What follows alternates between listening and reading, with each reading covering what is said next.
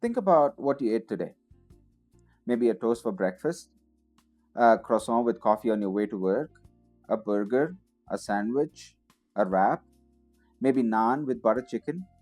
Whatever it was, I'm pretty sure bread was involved. It's pretty interesting if you think about it. We humans like to disagree on a lot of things, like language, border, politics, religion. Yet somehow every civilization looked at grain and said, how about we turn this into food? India has roti, France has baguette, Mexico has tortilla, Italy has focaccia, Germany has hundreds of different types of bread. How did this happen? How did one of the simplest foods become one of the most important food in human history? Today we're going to talk about bread.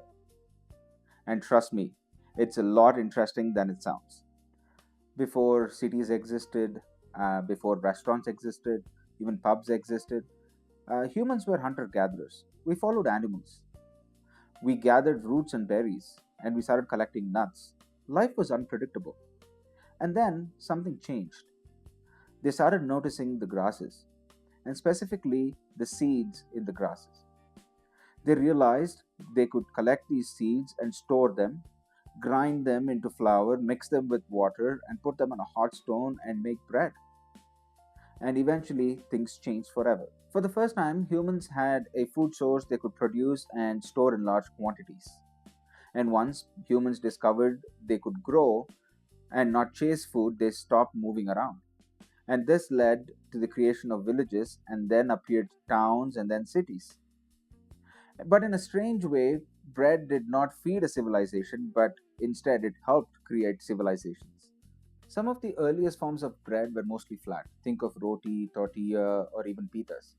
No fluffy loaves, no sourdough, no artisanal bakeries. It was just flour and water mixed together to form a dough and then cooked on hot stones. And then came history's greatest accidents, ancient Egypt. The story goes that somebody left the dough out for too long and the wild yeast got into it. It rose and doubled in size. And instead of throwing it away, they baked it. Turns out the bread became much fluffier, softer, and more enjoyable. Now, we don't know if the facts of this story are true or not. But what we do know is that Egyptians became the masters of bread making. And bread became so important that often people were paid with bread and beer for their hard work. Imagine finishing your shift and then your boss, instead of a direct deposit, hands you a loaf of bread and a pint of beer. It sounds ridiculous today, but back then, it was wealth. When we think of civilization, we think about kings, empires, monuments, pyramids, temples. But honestly, food was one of the most important parts of civilization. And bread became one of the most important food in history because grains could be grown in large quantities, traded, transported, stored, and even taxed. The Greeks, the Romans, the Egyptians, everyone depended on it.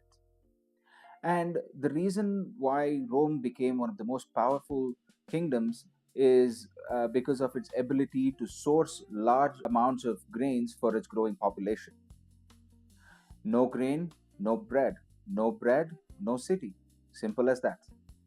And this is the part I find most fascinating because bread wasn't invented once, it was invented over and over again.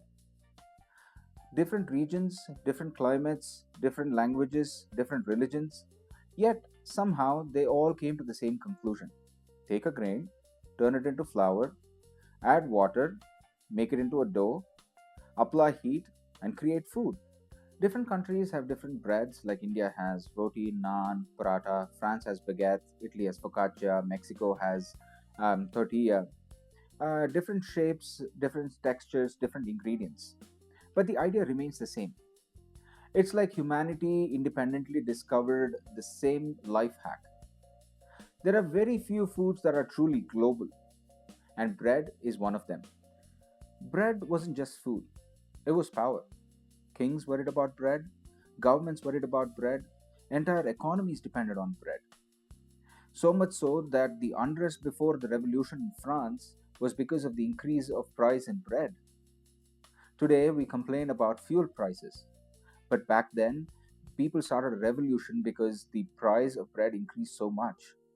That's how important bread was. And one thing that I've noticed after working for so many years in hospitality is that bread is really universal. No matter where people come from, bread always finds a spot on the table. And one of my earliest memories working in the industry revolves around bread. I think I was about 17 or 18 years old, and I ran bread to a table. And the guest said, "Give us a few more minutes, we're not ready yet." So I thought I'll do the most sensible thing of bringing the bread back to the kitchen. But one thing I did forget was put it under the heat lamp, and the chef was not impressed. And let me tell you, he did let me know about it. And one thing I've realized since then is that bread is just not food. When you bring warm bread to the table, it adds to the experience. A cold bread will ruins the experience. I remember thinking, what's the big deal? It's just bread back then. But now I realized and I understand the importance of putting the bread under the heat lamp. And I learned it the hard way. It may seem like the chef was overreacting back then, but I probably would say the same thing to a young fellow starting out in the industry. Bread and bread making has evolved so much over time. At one point, somebody thought, how about we put some meat and vegetables inside the bread? And that's how we have sandwiches, paninis, wraps, burgers, and so many different things today that we enjoy. Some of the world's most popular foods exist because of bread. Think about burgers or sandwiches, shawarmas. Imagine no bread, it's just meat on a plate.